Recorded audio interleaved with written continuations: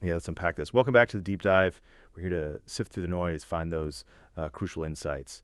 Today, we're plunging into the La Liga football, high stakes stuff.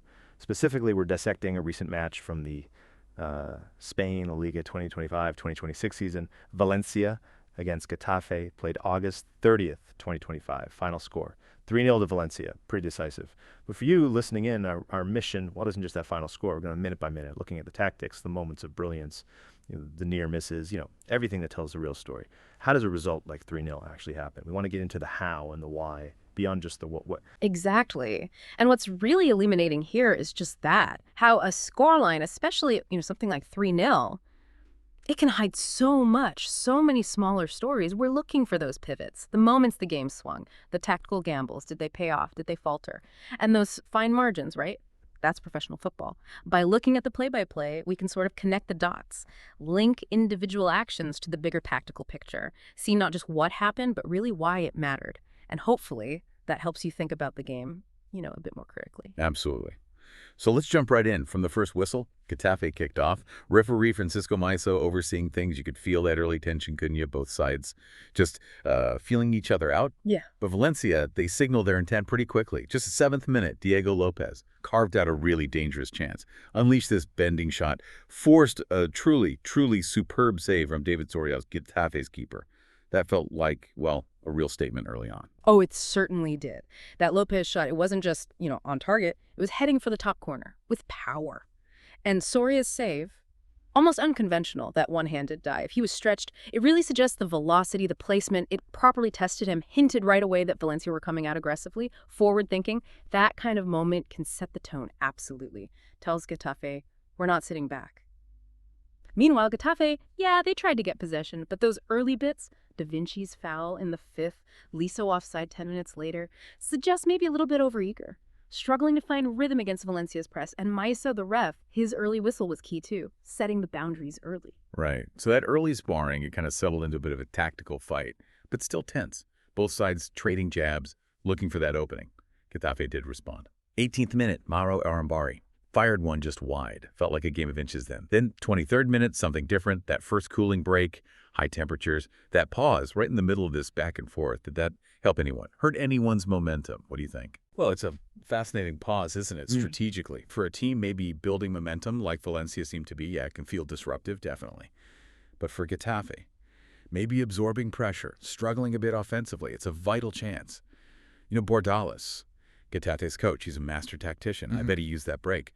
Recalibrate, shore up the defense, maybe issue some new instructions, find some weakness in Valencia. It's a chance to regroup, check energy levels, adjust on the fly, which is, well, invaluable in that heat. Yeah, good point. And despite that early action, the deadlock held. Until the 30th minute, bang! The tension finally broke. Valencia clearly determined they found it. The breakthrough.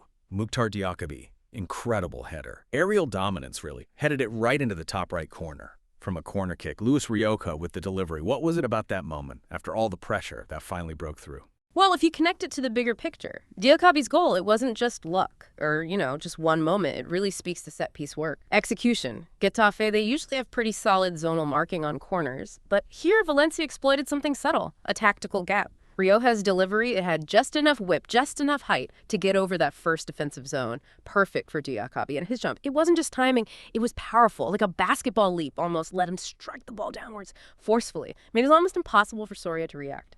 So yeah, perfect execution, but also like a pre-planned tactical unlock. They studied Getafe's setup. Right, and as that first half wore on, towards the whistle, you could feel it getting more intense, more physical, more combative, almost like Getafe's frustration was building.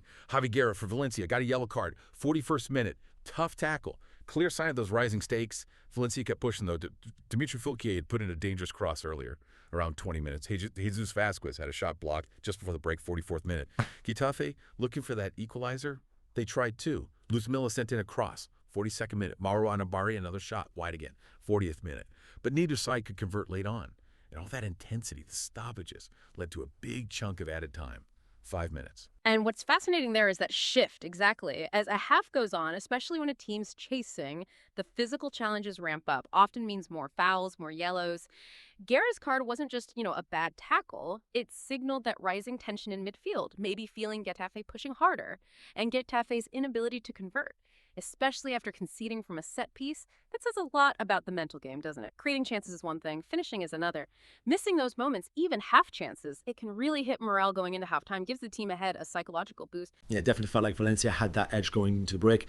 And they seemed to carry it right through. Second half kicked off, renewed energy. And Valencia, wow, they wasted no time extending the lead. Just 9 minutes in, 54th minute, Arnaud Danjuma found the net, assisted by Javi Guerra, a really clever pass that was. Danjuma just placed it, measured shot into the right side, 2-0.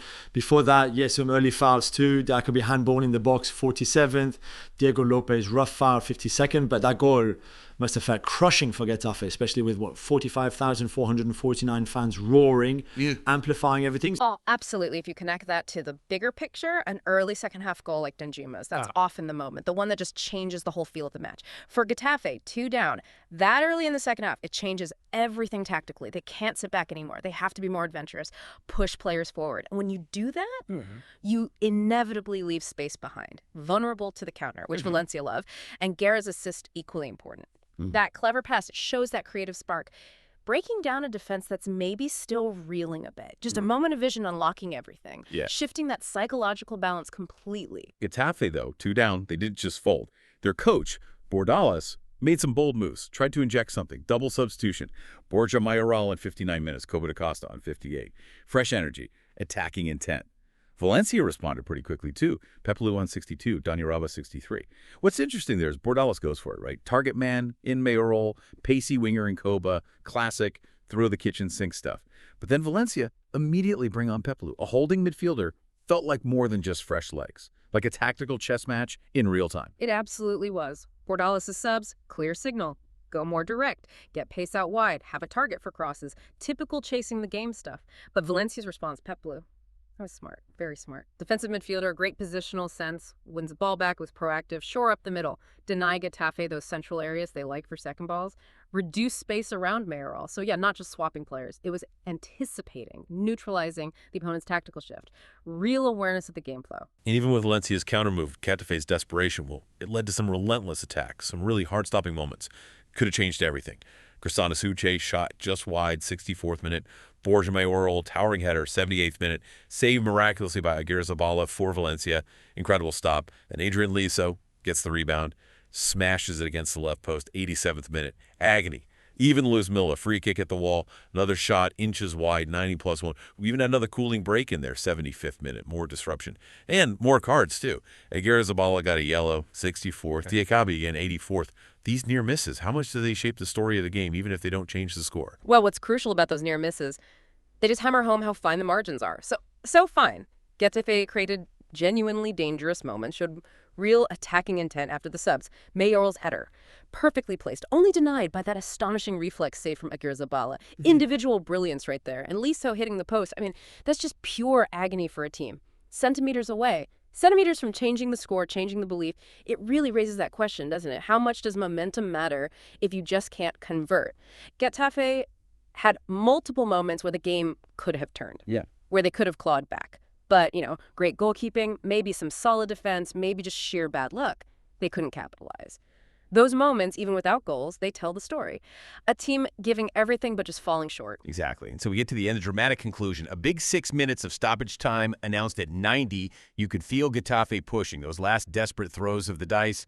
But it was Valencia who landed the final blow, the definitive one. 90+7 minutes, Hugo Dorino scores Valencia's third. Largi Ramazani with the assist, made it 3-0. And that just crushed any tiny lingering hope Getafe might have had. Even then, right at the death, still intense. Fouquier challenge 90+1. Ramazani careless challenge 90+3. Finally, 90+8. Francisco Maiso blows the whistle. End of a really dynamic game, far more complex than just 3-0 suggests. Right. If you connect that last goal to the bigger picture, Duro's goal isn't just padding the stats, it's psychological finality. For Getafe, it's the ultimate deflation. Seals the deal. shows Valencia's dominance, extinguishes that last flicker of hope. It also says something about Valencia's mindset, doesn't it? Still attacking, even 2 goals up, wanting to secure it decisively, and the ref managing all that added time, the foul still flying in, just shows the intensity, the commitment from both sides right until the very, very end, fighting for every goal. So yeah, looking beyond that simple 3-0 score, what this deep dive really shows is a story full of tactical battles, key individual moments. We saw how crucial set pieces can be, breaking deadlocks. We saw the impact of those substitutions, those counter moves in real time, and the massive role of individual moments, right? That incredible save, hitting the post, a clinical finish.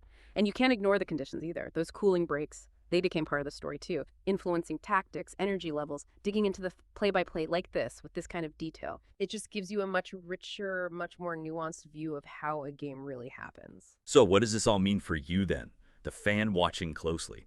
Think about all those what-if moments for Getafe. That shot off the post, the amazing save, those inches-wide shots. How much do those near misses shape how we see a team's performance, even when they lose decisively? Is it just bad luck?